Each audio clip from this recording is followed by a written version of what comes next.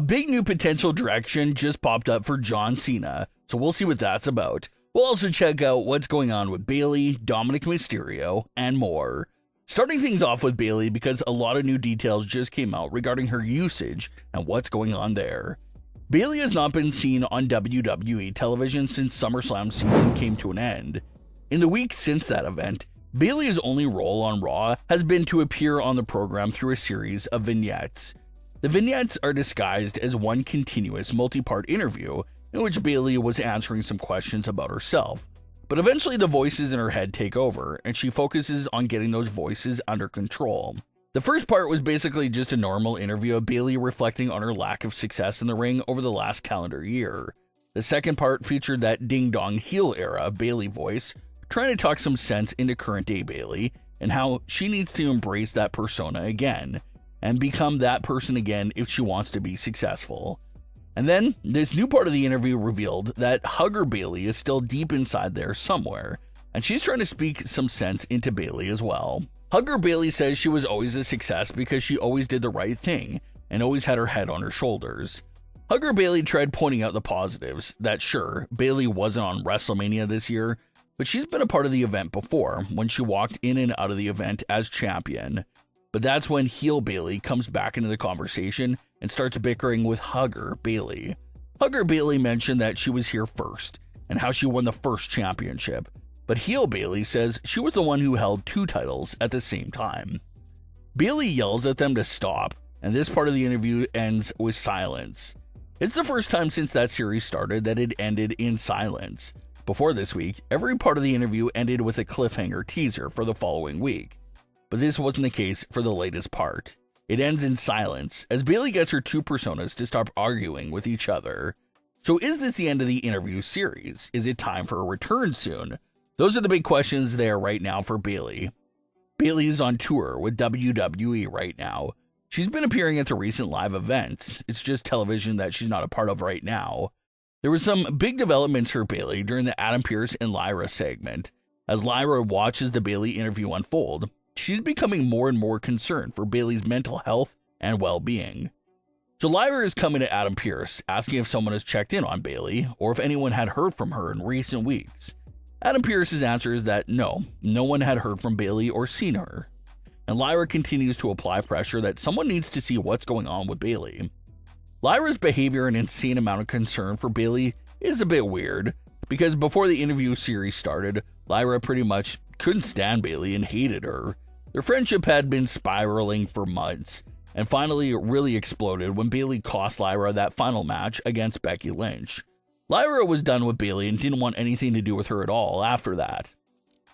But now we see this complete 180 from Lyra's character, and now she suddenly cares for Bayley again. And this could be a mix of things. Maybe she's just a good person and doesn't want to see Bayley struggling like this. Or maybe Lyra even feels responsible for what Bayley's going through right now. Lyra feels like it was her hurtful words to Bayley that caused this meltdown to take place. It's sort of back like in 2020 with Alexa Bliss and Nikki Cross.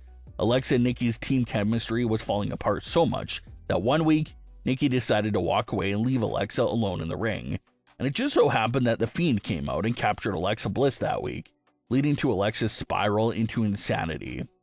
Even though Nikki was fed up and frustrated with Alexa at the time, Nikki did become concerned for Alexa because Nikki felt like what happened to Alexa was all her fault. So similar idea here with Lyra and Bayley. They drifted apart, but Lyra feels responsible for making Bayley absolutely lose her mind, and it's because of that guilt that Lyra is so invested in what's going on with Bayley. No one knows exactly where WWE is going with this character change for Bayley, but a lot of fans seem to be bringing up Mick Foley and Bray Wyatt. That Bayley's character will work similar to that, with her potentially switching back and forth between multiple personas, and fully becoming a split personality type of character. Where Bayley won't be tied down to just one persona, she'll completely melt down so she could be constantly jumping back and forth between Hugger Bayley and a more sadistic heel version of herself. Just this unpredictable and crazy character, where you never know which side of Bayley you're talking to at any given moment. It's a difficult task, no doubt about it. Portraying a personality split type of character, it's going to take a lot of work, and then also the booking side of things could get difficult as well. So no one really knows if they're committing to a split personality route for Bayley, but it surely looks like it's a possibility. As far as first targets go for this new version of Bayley, Lyra sure does seem like a solid first choice. Lyra doesn't have much of anything going on right now on Raw.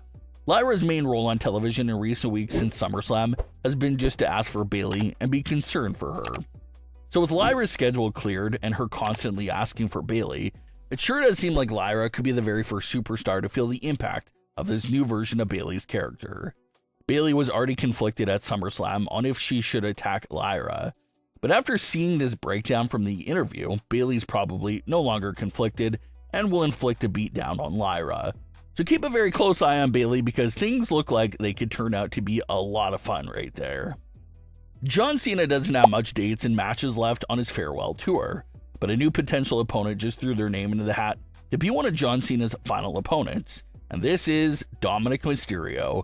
During a recent interview with a Wrap on Wrestling, Dominik Mysterio had this to say about John Cena's Grand Slam dreams going through him.